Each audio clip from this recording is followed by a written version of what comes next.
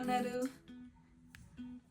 మనము జనరల్‌గా ఈజీగా, క్విక్‌గా అయిపోతుంది అండ్ డైట్ ఫ్రెండ్లీ అని చెప్పేసని కాబూలీ చనా పోపేసుకొని సింపుల్‌గా తినేస్తుంటాం కదా!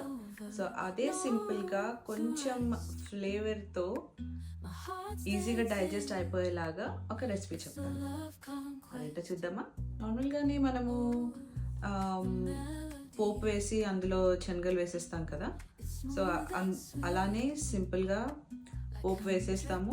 ఆయిల్, పోపు దినుసులు అండ్ శనగలు వేసే ముందు నేను 2018లో పోస్ట్ చేసిన ఒక రెసిపీ పుదీనా చట్నీ మా అత్తయ్య చెప్పిన రెసిపీ అనమాట. సో, మాకు ఇప్పుడు క్రేవింగ్స్ ఉంటూనే ఉంటాయని మళ్ళీ ఒకసారి చేశాను.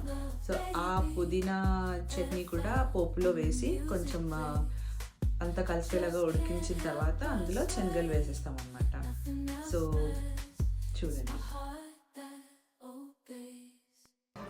సో, ఇప్పుడు మన పోపులో పచ్చడి వేసి అలా ఒక 2 మినిట్స్ అలా ఉడికించిన తర్వాత మనము ఆల్రెడీ ఉడకబెట్టిన శనగలు వేసేసి అంతా మిక్స్ అయ్యేలా కలుపుకోవాలి.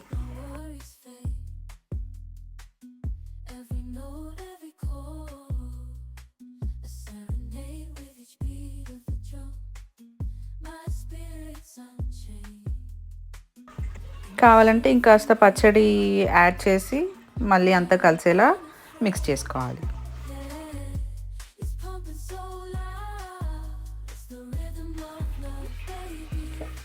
కొంచెం నిమ్మకాయ రసం యాడ్ చేసుకుందాము. ఆనియన్స్ నచ్చిన వాళ్ళు ఆనియన్స్ వేసుకోవచ్చు, లేదా స్కిప్ చేయొచ్చు, పర్లేదు. అండ్ ఆ తర్వాత వ్యాలంటైన్ స్పెషల్ అని మా కెమెరా షై హస్బెండ్కి ఇలా డెకరేట్ చేసి ఇచ్చాను.